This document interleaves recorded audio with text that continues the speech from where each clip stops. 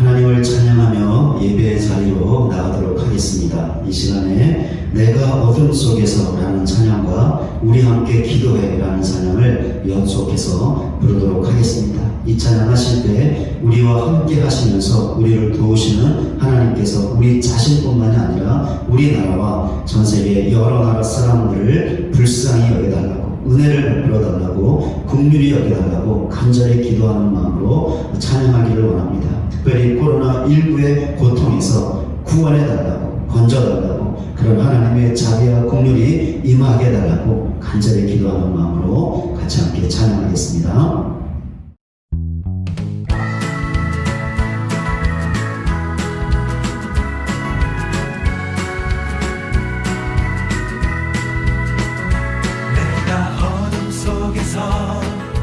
헤맬 때에도 주님은 함께 계셔. 내가 시험 당하여 괴로울 때도 주님은 함께 계셔.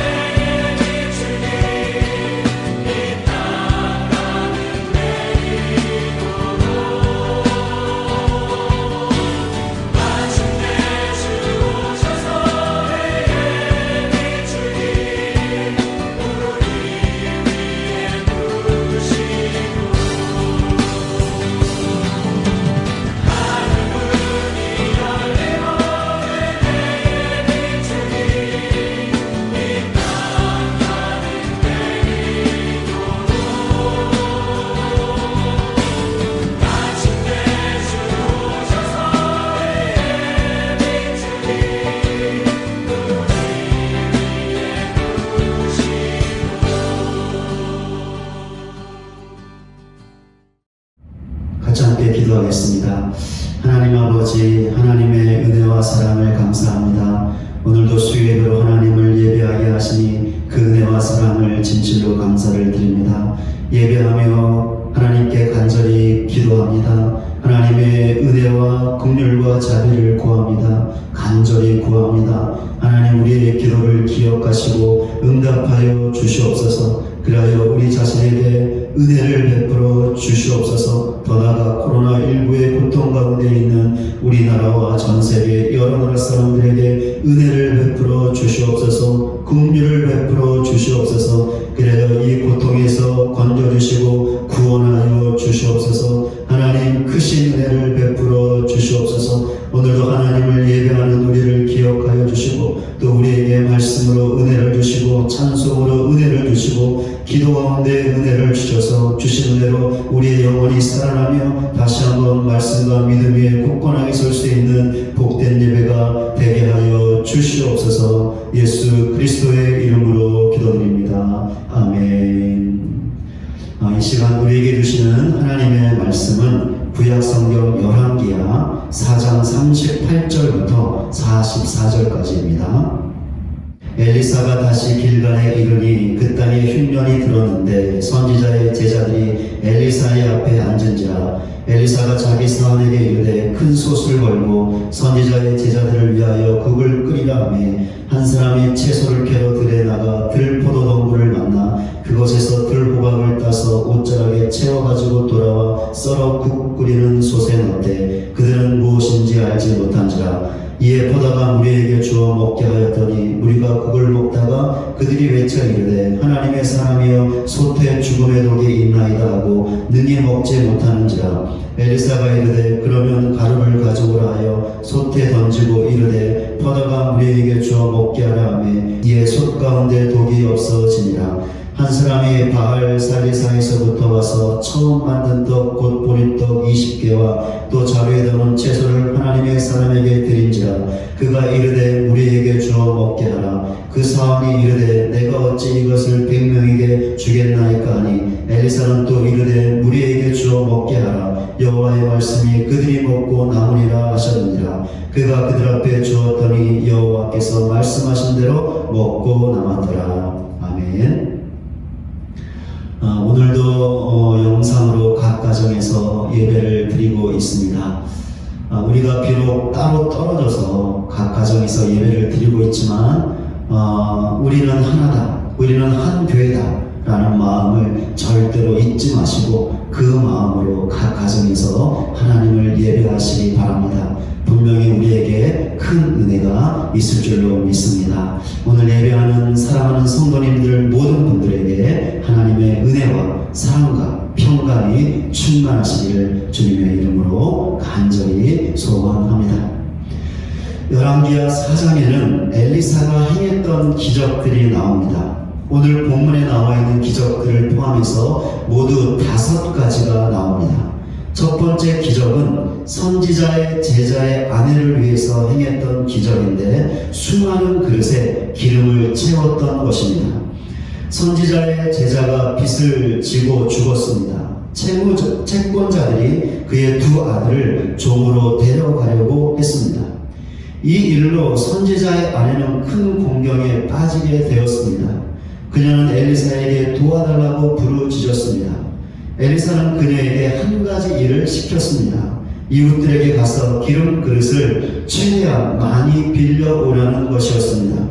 그리고는 문을 닫고 들어가서 빌려온 모든 그릇에 기름을 부으라고 했습니다. 그녀는 그대로 행했습니다. 그러자 놀라운 일이 일어났는데 빌려온 모든 그릇에 기름이 찼던 것입니다. 기름이 얼마나 많이 풍성하게 채워졌는지 모든 빚을 갚고도 남을 정도였습니다. 엘리사가 했던 2번째와 3번째 기적은 수넴 여인과 관련된 것입니다. 임신할 수 없었던 수넴 여인에게 아들을 낳을 수 있게 했던 것과 죽은 아들을 다시 살렸던 것입니다.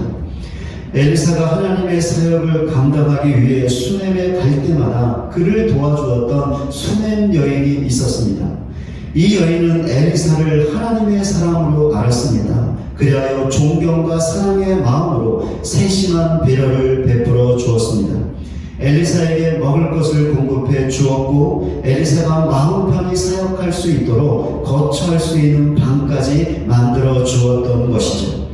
엘리사는 수냄 여인이 너무나 고마워서 그녀를 위해 무엇인가를 해주고 싶었습니다.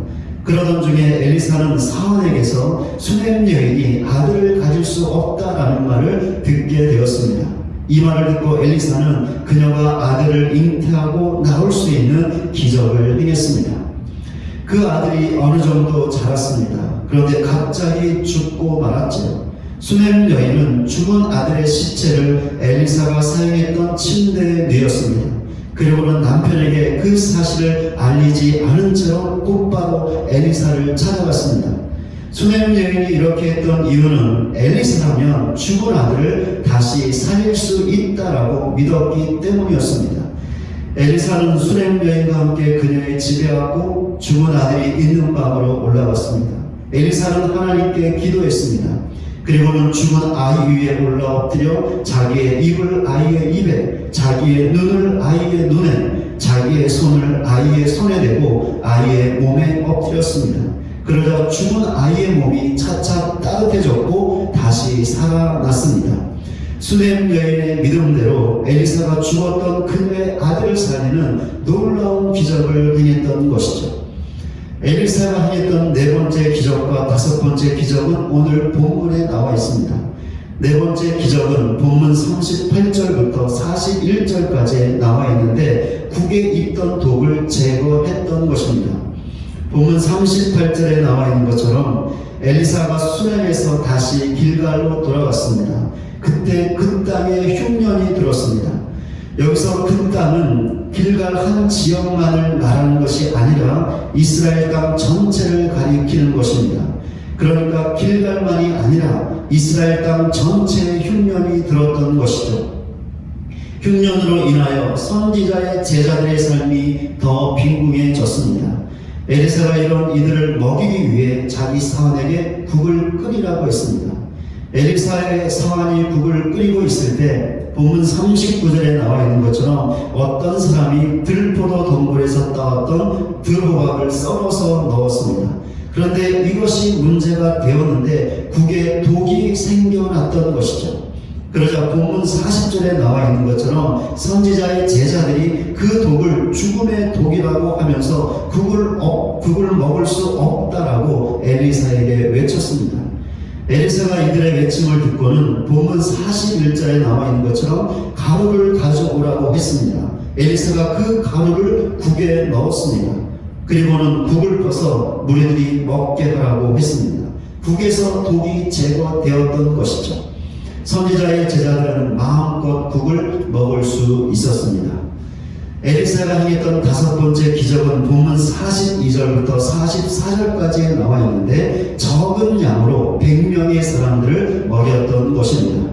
본문 42절에 나와 있는 것처럼 어떤 한 사람이 처음 만든 떡, 곧 보리떡 20개와 자루에 담은 채소를 하나님의 사람 엘리사에게 드렸습니다. 이 사람처럼 공물의 첫 결실이나 핵곡식을 제사장이나 선지자들에게 가져와 그것을 제단에 바치는 것은 유월절과 같은 절기에 행해졌던 관습이었습니다. 그런데 이때가 유월절과 같은 절기였는지는 잘 모릅니다.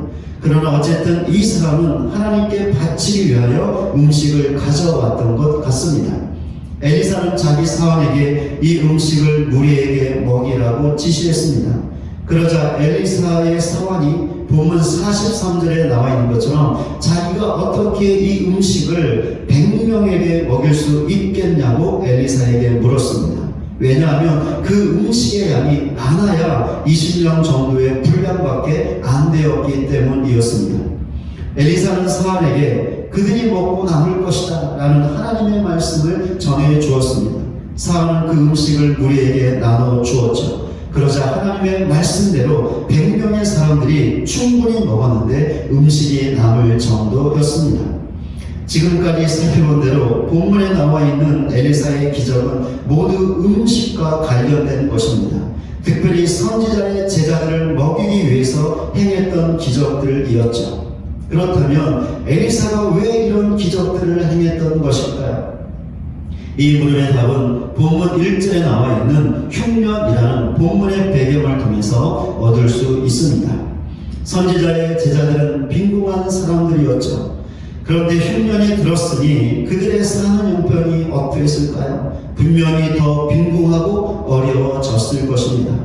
어쩌면 흉년 때문에 제대로 먹지도 못했을 것입니다. 엘리사가 이런 제자들을 보면서 어떤 마음을 가졌을까요? 그들을 불쌍히 여기고 긍휼히 여기는 마음을 갖지 않았을까요? 하나님의 선지자로 부름받기 전에 엘리사는 부자였습니다. 그러나 하나님의 부름을 받고 엘리야를 따를 때 그 모든 재산을 버렸죠. 그리고는 선지자의 제자로서 엘리야를 따르고 섬겼습니다. 그러니 엘리사가 선지자의 제자로 있을 때 그의 삶이 어떠했을까요? 더욱이 그가 따랐던 엘리야는 부자가 아니었죠. 그러니 엘리사의 삶은 빈궁했을 것이고 그 빈궁함 때문에 사는 형편이 힘들었을 것입니다. 엘리사 자신이 이렇게 빈궁했던 선지자의 제자의 삶을 살았기 때문에 그렇지 않아도 살기가 퍽퍽한 제자들이 흉년 때문에 더 살기 힘들어하는 모습을 보면서 그들에 대하여 불쌍히 여기는 마음, 긍휼히 여기는 마음을 가졌을 것이 분명합니다. 바로 이것이 엘리사가 선지자의 제자들을 위하여 기적을 행했던 이유였던 것입니다. 그러니까 엘리사는 흉년 때문에 빈궁했던 선지자의 제자들을 먹이고 싶었던 것이죠. 그리하여 그것을 위해 하나님께 기도했을 것이고 하나님께서 그를 통하여 기적을 행하게 하셨던 것입니다. 이런 엘리사의 모습을 통해서 우리의 구주와 목자 되신 예수님의 모습을 볼 수 있습니다. 마가복음 6장을 보면 예수님께서 12명의 제자들을 둘씩 보내어 하나님의 말씀을 전하게 하셨던 것을 볼 수 있습니다. 제자들은 예수님의 보냄을 받고 각지로 돌아다니며 회개하라고 전파했습니다. 그리고는 예수님처럼 귀신을 쫓아내며 많은 병자에게 기름을 발라 고쳐 주었습니다. 이들은 성공적으로 사역을 마치고 예수님에게 돌아왔습니다. 그리고는 자신들이 가르치고 행한 모든 것을 보고했습니다. 제자들의 모든 보고를 들은 후에 예수님께서는 그들과 함께 한적한 곳으로 가셨습니다. 사역으로 지쳐있던 제자들에게 쉼을 제공하기 위해서였죠. 그런데 사람들이 이 사실을 알았습니다.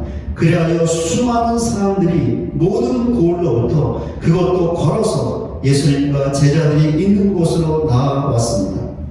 이 사람들의 숫자가 남자만 5,000명이나 되었습니다. 그러니 여자와 어린 아이들까지 합치면 엄청난 수의 사람들이 예수님께로 나와왔던 것이죠. 예수님께서 이 사람들에게 어떻게 하셨을까요? 우선 하나님의 말씀을 전하고 가르치셨습니다. 또한 먹을 것도 주셨습니다. 그런데 이들에게 먹을 것을 주실 때 그냥 보통의 방법으로 주지 않으셨습니다. 그럼 어떤 방법으로 주셨을까요? 기적의 방법으로 주셨습니다. 바로 이 기적이 우리가 잘 알고 있는 오병이어의 기적입니다. 그러니까 잘하면 한두 사람의 먹을 양밖에 안 되는 떡 5개와 물고기 2마리로 남자만 5,000명이나 되는 수많은 사람들을 먹이셨던 것이죠.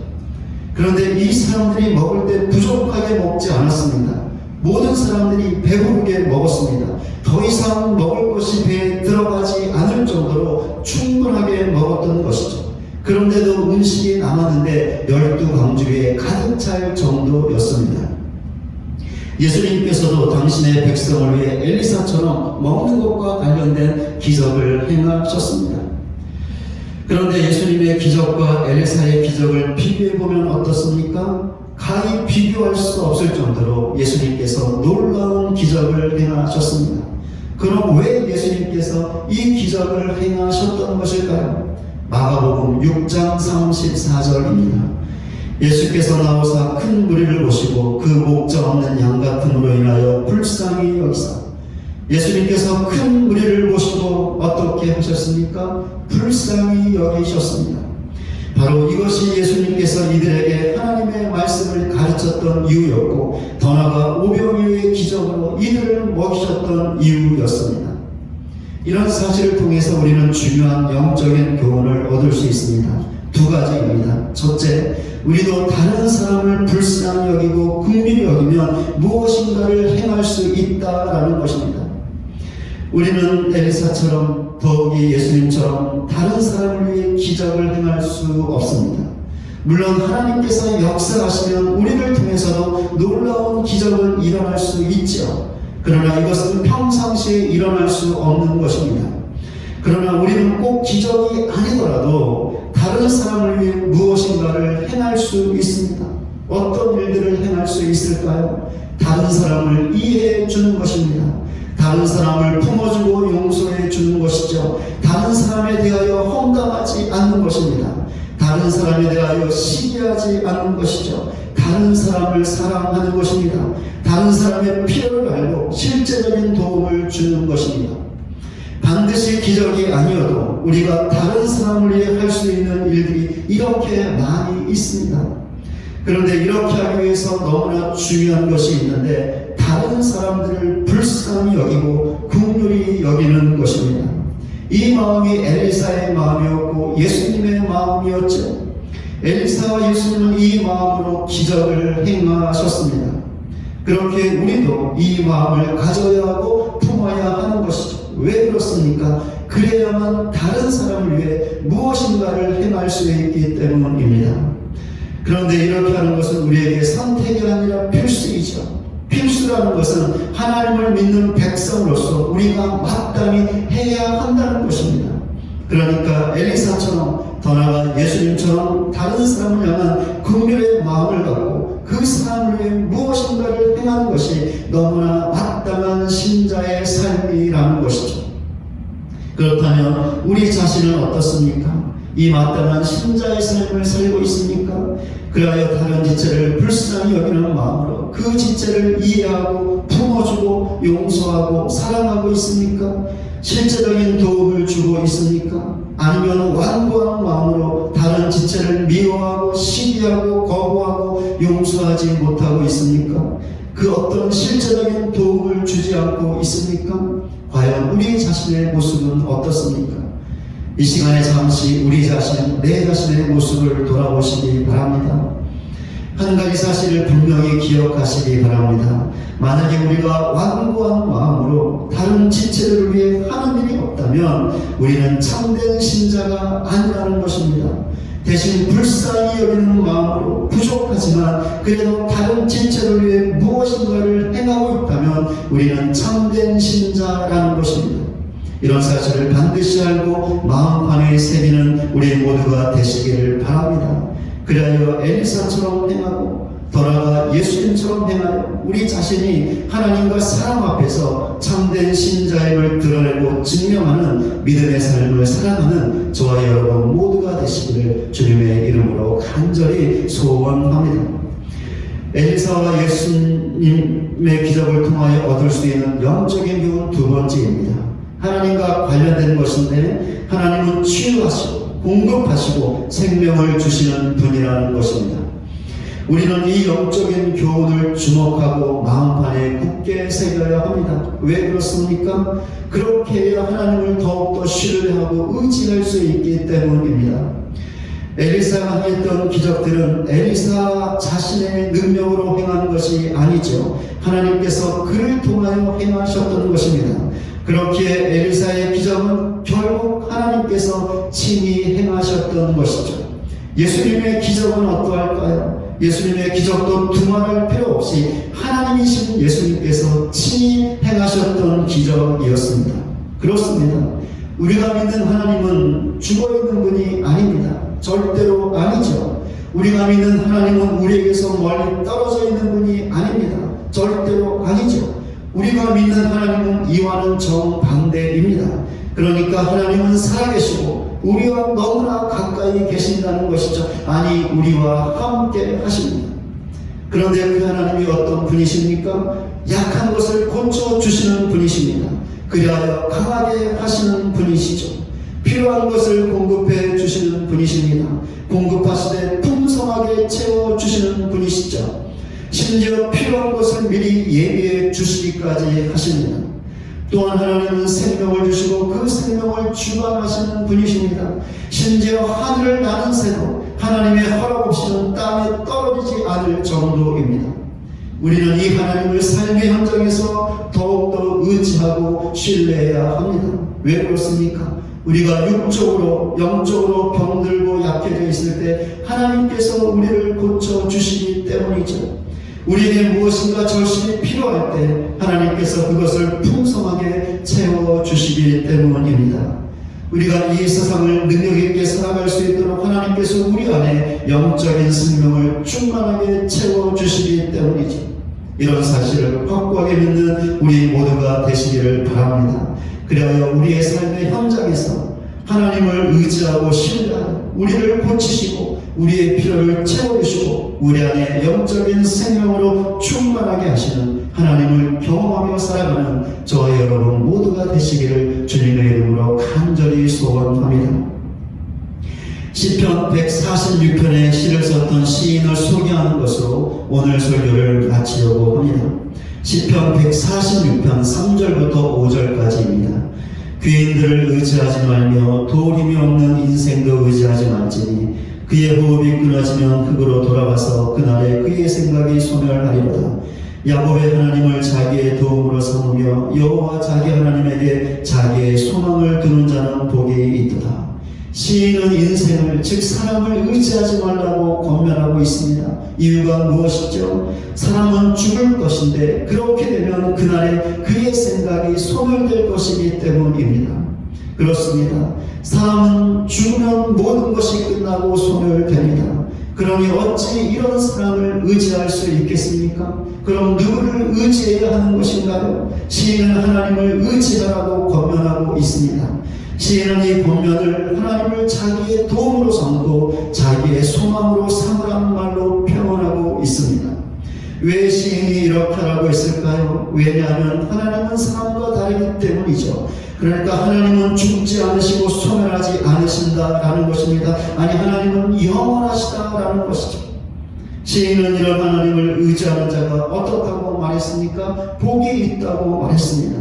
왜 복이 있는 것일까요? 소멸하지 않는 영원하신 하나님께서 당신을 의지하는 자기 백성을 돌보시고 인도하시고 고쳐주시기 때문이고 자기 백성의 필요를 하시고 풍성하게 채워주시기 때문이고 자기 백성에게 영적인 생명을 주시기 때문입니다. 이런 사실을 반드시 알고 오직 하나님만을 의지하는 우리 모두가 되시기를 바랍니다. 그리하여 자기를 의지하는 자기 백성에게 베푸시는 하나님의 은혜와 복을 받아 누리고 그와 동시에 다른 지체들을 불쌍히 여기는 마음으로 하나님께 받은 것을 가지고 다른 지체들을 위해 무엇인가를 행하고 섬기고 도울 수 있는 참된 신자의 삶을 살아가는 저와 여러분 모두가 되시기를 주님의 이름으로 간절히 축원을 드립니다. 우리 같이 함께 오늘 말씀 생각하시면서 전능하신 나의 주 하나님이라는 찬양을 함께 부르기를 원합니다. 우리 이 찬양 부르실 때 하나님은 살아계시며 전능하십니다. 하나님은 우리에게 놀라운 은혜를 베풀어 주시고 우리의 기도를 들어주시고 우리를 고쳐주시고 우리의 필요한 것들을 채워주시며 우리에게 영적인 생명력을 주십니다. 우리가 그 하나님을 더욱더 의지하겠습니다. 신뢰하겠습니다. 라는 결단을 갖고 이 찬양을 부르시고요. 또한 하나님께서 우리에게 주시는 모든 것들을 가지고 다른 지체들을 불쌍히 여기는 마음으로 지체들을 사랑하겠습니다. 섬기겠습니다. 이해하겠습니다. 용서하겠습니다. 지체들을 위해서 무엇인가를 행하겠습니다. 라는 믿음의 결단을 담고 이 찬양 같이 함께 부르기를 소원합니다. 같이 함께 찬양하겠습니다.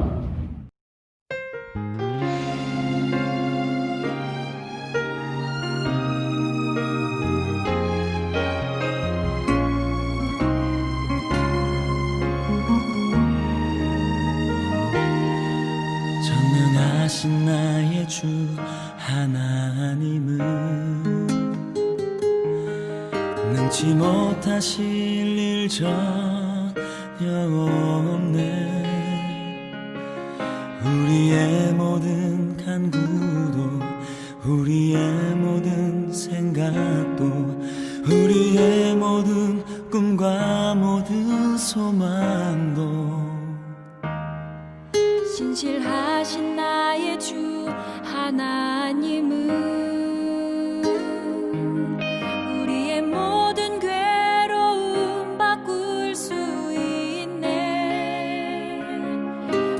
불가능한 일 행하시고 죽은 자를 일으키시니 그를 이길 자 아무도 없네. 주의 말씀 의지하여 깊은 곳에 금을 던져 오늘 그가 놀라운 일을 이루시는 것 보라. 주의 말씀 의지하여 믿음으로 금을 던져 믿는 자에게 능치 못함 없네. 전능하신 나의 주 하나님은 능치 못하실 일 전혀 없네. 우리의 모든 간구도 우리의 모든 생각도 우리의 모든 꿈과 모든 소망도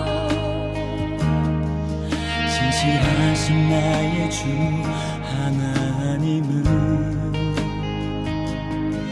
우리의 모든 괴로움 바꿀 수 있네. 불가능한 일 행하시고 죽은 자를 일으키시니 그를 이길 자 아무도 없네.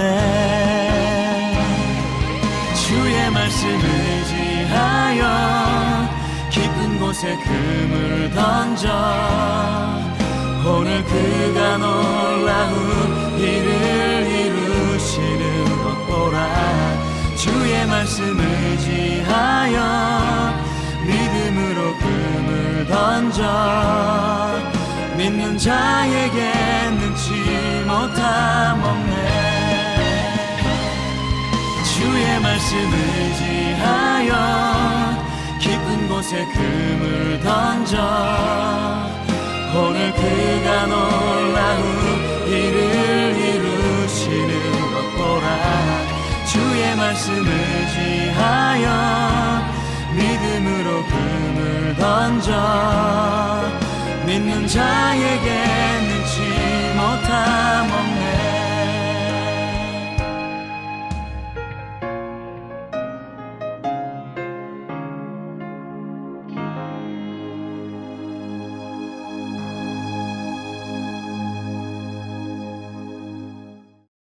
하나님 아버지, 오늘도 하나님을 예배하게 하시고 주신 말씀을 생각하며 귀한 찬양 함께 부르게 하시니 참으로 감사를 드립니다.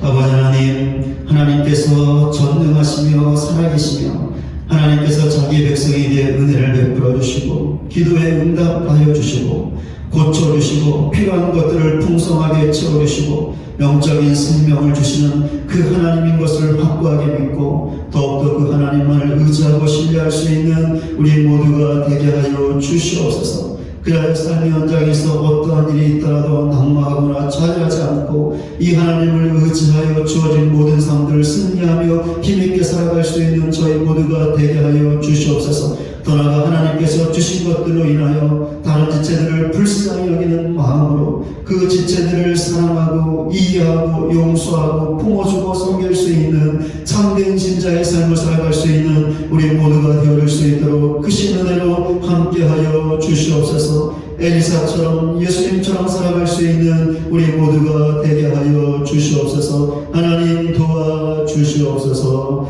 예수 그리스도의 이름으로 기도드립니다. 아멘. 하늘에 계신 우리 아버지여, 이름이 거룩히 여김을 받으시오며 나라 임하옵시며 뜻이 하늘에서 이루어진 것 같이 땅에서도 이루어지이다. 오늘날 우리에게 일용할 양식을 주옵시고 우리가 우리에게 죄 지은 자를 사하여 준 것 같이 우리의 죄를 사하여 주옵시고 우리를 시험에 들게 하지 마옵시고 다만 악에서 구하옵소서. 대개 나라와 권세와 영광이 아버지께 영원히 있사옵나이다. 아멘.